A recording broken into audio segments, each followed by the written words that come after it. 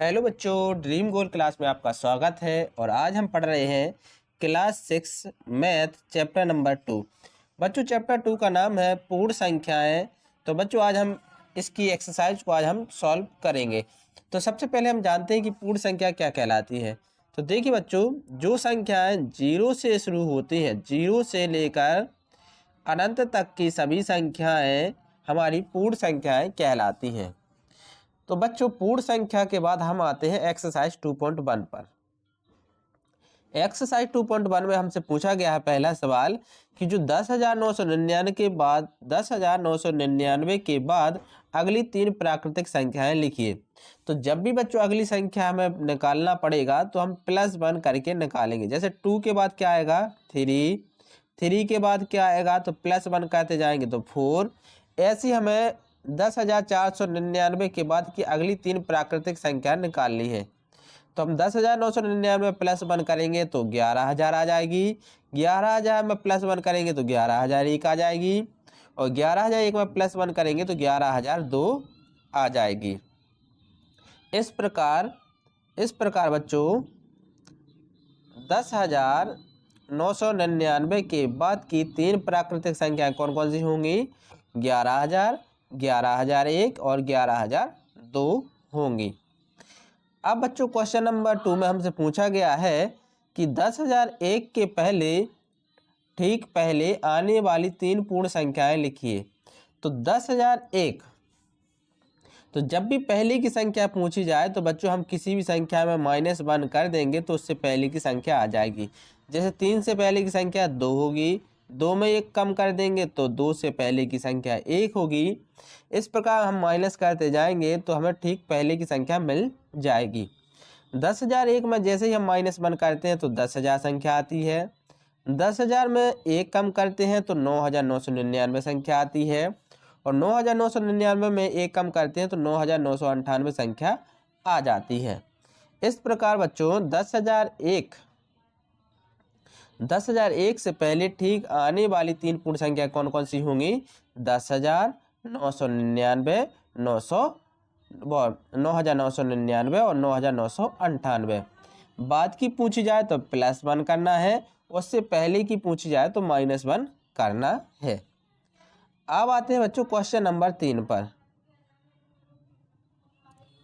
Question number 3 है कि सबसे छोटी पूर्ण संख्या कौन सी है? तो हम जानते हैं कि पूर्ण संख्या 0 से स्टार्ट होती है और कहाँ तक जाती है? अनंत तक। तो सबसे छोटी संख्या कौन सी होगी बच्चों? 0। सबसे छोटी संख्या पूर्ण संख्या कौन सी होगी? 0 हमारा आंसर होगा। अब हमसे पूछा गया क्वेश्चन नंबर 4 में कि 32 और 53 के बीच की कितनी पूर्ण संख्याएं हैं? तो जब भी हमसे पूछा जाए 32 और 53 के बीच की कितनी पूर्ण संख्या है तो बड़ी संख्या में से छोटी संख्या को घटा देना है और उसमें बाद में एक माइनस कर देना है। जैसे कि 52 में से 32 जाएगा तो बचेगा 20 और 53 में से 22 जाएगा तो बचेगा कितना? बचेगा हमारा 21। और जब भी जो भी संख्या हमारी आए उसमें हम हमेशा -1 कर देंगे तो संख्या बन जाएगी 20। यानी 32 और 53 के बीच की कितनी पूर्ण संख्याएं हैं? तो ये हमारी कितनी है? 20 है। जैसे अगर तो बाय द वे दूसरा सवाल भी आ गया कि 3 और 9 के बीच की कितनी पूर्ण संख्या है? 3 और 9 के बीच में कितनी पूर्ण संख्या? तो हम क्या करेंगे?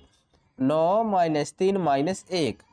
तो 9 में से 3 जाएगा तो बचेगा 6 और 6 में से 1 जाएगा तो बचेगा 5। यानी 9 और 3 के बीच में 5 पूर्ण संख्या है। कितनी है? 5। इस प्रकार से हम निकाल सकते हैं।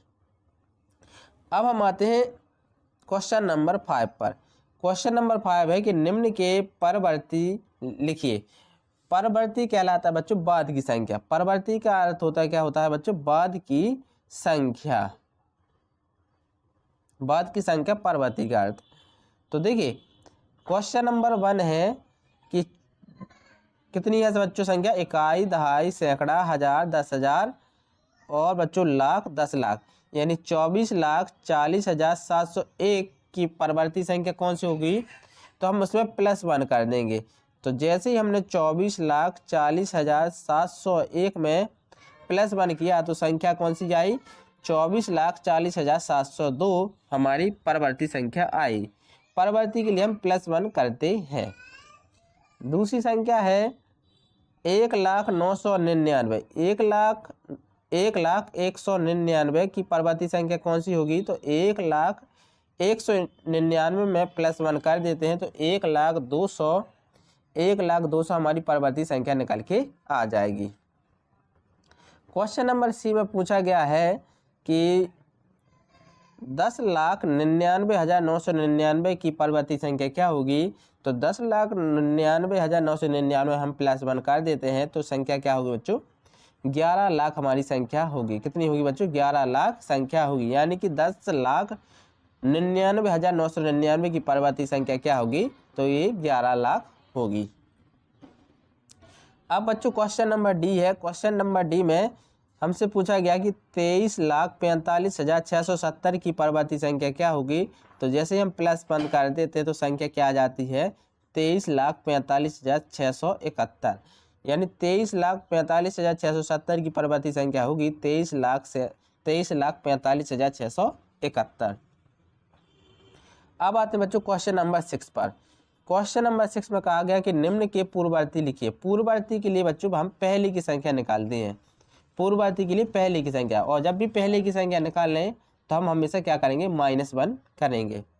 जैसे हमसे पूछा गया कि 94 की पूर्ववर्ती संख्या क्या होगी? तो 94 में हम -1 कर देते हैं तो क्या आ जाता है? 93। यानी 94 की पूर्ववर्ती संख्या क्या होगी बच्चों? 93 होगी। बी क्वेश्चन है कि 10,000 की पूर्ववर्ती संख्या क्या होगी? तो 10,000 में हम -1 कर देते तो आता है 9,999। यानी बच्चों 10,000 की पूर्ववर्ती संख्या क्या है? 9,999। क्वेश्चन नंबर सी है कि 20,809 की पूर्ववर्ती संख्या क्या है? तो -1।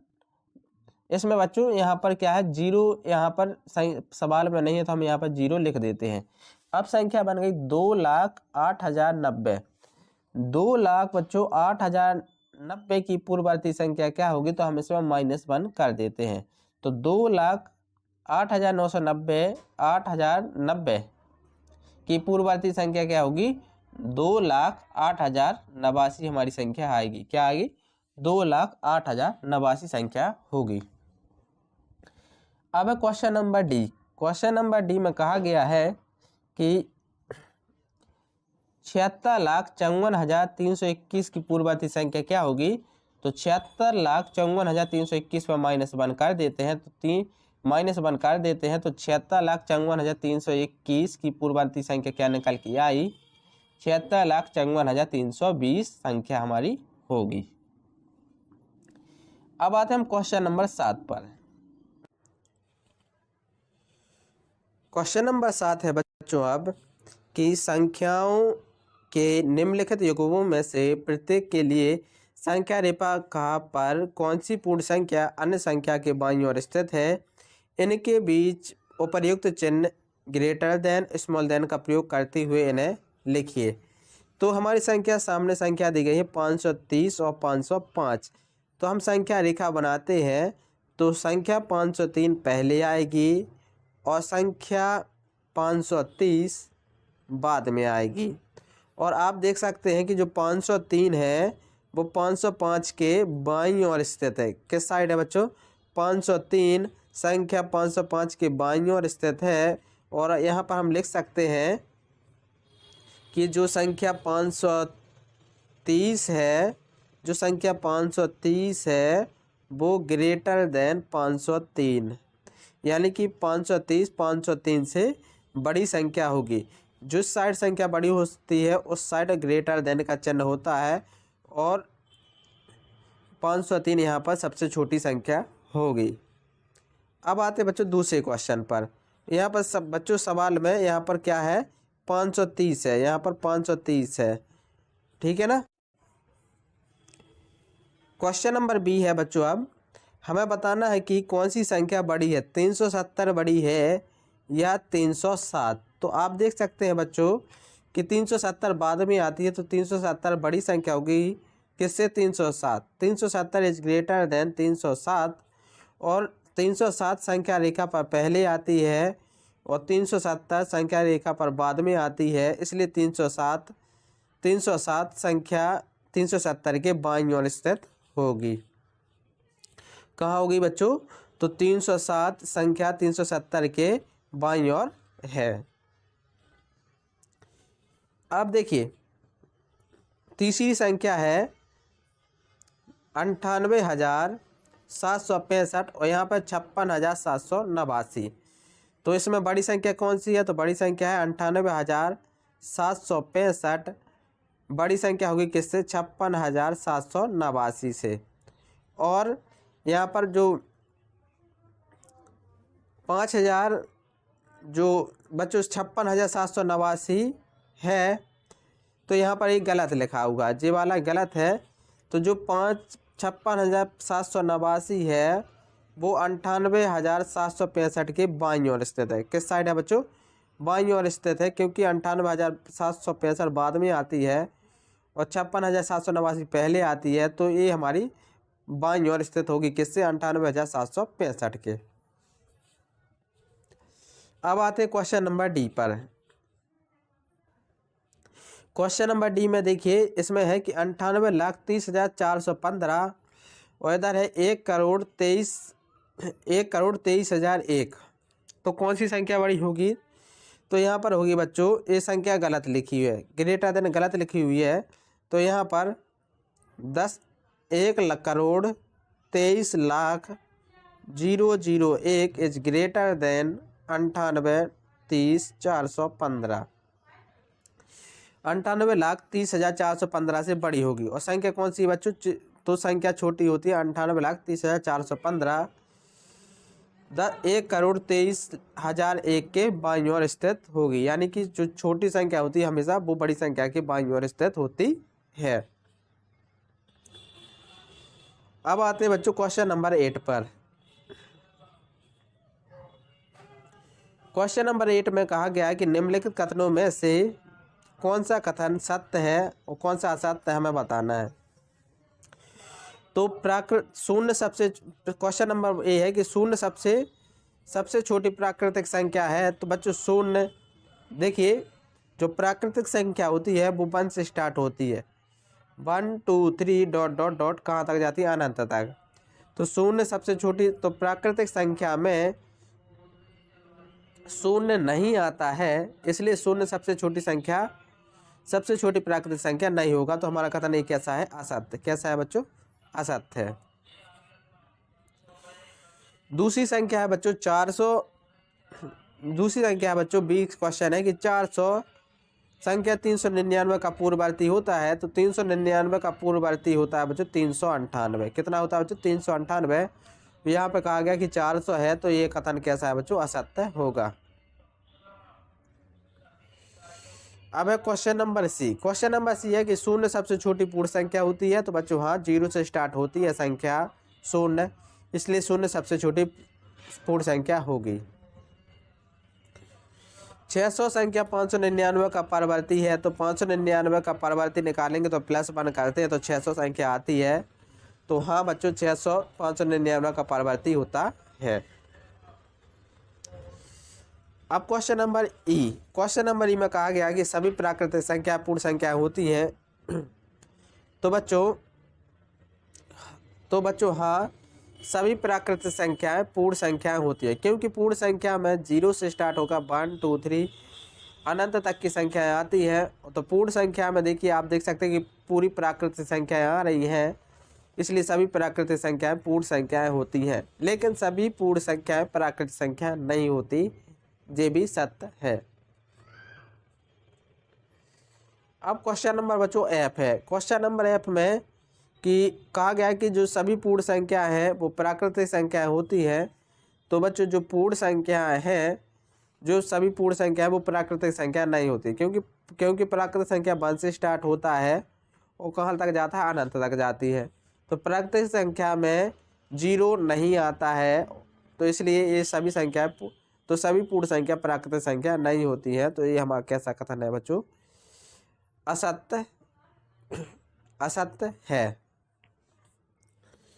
अब जी है बच्चों, जी है कि क्वेश्चन जी है कि 2 अंकों की पूर्ण संख्या का पूर्ववर्ती 1 अंक की संख्या कभी नहीं हो सकता, तो बच्चों असत्य हो सकता है, क्योंकि देखिए 10 का पूर्ववर्ती निकालेंगे तो 1 अंक की संख्या 9 आता है, तो हो सकता है। और ये कथन में कहा गया कि नहीं होता है, तो इसका कथन कैसा है बच्चों? असत्य है। एच में कहा गया कि एक सबसे छोटी पूर्ण संख्या है, तो बच्चों एक सबसे छोटी पूर्ण संख्या नहीं है, क्योंकि पूर्ण संख्या 0 से स्टार्ट होती है, तो 0 सबसे छोटी पूर्ण संख्या होगा, ना कि 1। तो ये कथन कैसा है बच्चों? असत्य है। अब क्वेश्चन नंबर आई है। क्वेश्चन नंबर आई में कहा गया है कि प्राकृतिक संख्या 1 का कोई पूर्ववर्ती नहीं होता है, तो बच्चों सत्य, क्योंकि प्राकृतिक संख्या 1 से स्टार्ट होता है, इससे पहले की संख्या को इससे 1 से पहले कोई संख्या प्राकृतिक संख्या में नहीं आती ही है, इसलिए 1 का कोई पूर्ववर्ती नहीं होता। तो ये कथन कैसा है? सत्य। अब जी क्वेश्चन है कि इसमें कहा गया है कि पूर्ण संख्या 1 का कोई पूर्ववर्ती नहीं होता, तो पूर्ण संख्या में 1 से पहले की संख्या 0 आती है, और ये कह रहा है कि पूर्ववर्ती नहीं होता, तो इसका पूर्ववर्ती होता है, तो इसका कथन कैसे है बच्चों? असत्य है, क्योंकि इसका पूर्ववर्ती होता है और सवाल में कहा गया कि नहीं होता है, तो इसका कथन कैसा है सवाल का? असत्य। अब क्वेश्चन नंबर है के। क्वेश्चन नंबर के में कहा गया है कि पूर्ण संख्या 13 संख्याओं 11 और 12 के बीच में स्थित है, तो बच्चों नहीं, 11 के बाद 12 आता है, और जो कह रहा है कि 13 बीच में आता है, तो 13 बीच में नहीं आता है, तो इसका कथन कैसा है बच्चों? असत्य। क्वेश्चन नंबर आई है बच्चों। आप क्वेश्चन नंबर आई में कहा गया है कि जो पूर्ण संख्या 0 का कोई पूर्ववर्ती नहीं होता है, तो हाँ बच्चों 0 से पहले कोई संख्या नहीं आती है पूर्ण संख्या में, तो इसलिए 0 का कोई पूर्ववर्ती नहीं होता, सत्य होगा।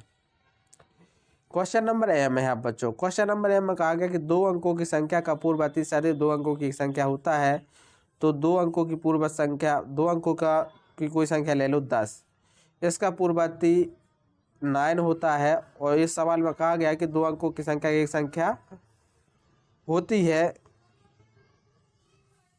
तो बच्चों हो भी सकती है और नहीं भी, हमेशा नहीं हो सकती। जैसे हम संख्या लेते हैं 99, कितनी लेते हैं? 99, और इसका पूर्ववर्ती संख्या करते हैं तो आता है, कितना आता है बच्चों? 98। तो इसका हमेशा हो भी सकता और एक अंक की संख्या नहीं भी हो सकता, तो इसका कथन कैसा है बच्चों? असत्य, क्योंकि ये कह रहा है कि इसका पूर्ववर्ती सदैव 1 अंक की संख्या होता है, सदैव 2 अंकों की संख्या होता है, तो नहीं होता है, क्योंकि इसका 1 अंक की संख्या भी 9 भी आ सकता है, तो सदैव नहीं होता है 1 अंक की एक संख्या, तो इसका कथन कैसा है बच्चों? असत्य है। तो आई होप कि आपको ये वीडियो अच्छी लगी होगी, तो प्लीज़ लाइक एंड सब्सक्राइब करना ना भूलें। Thank you.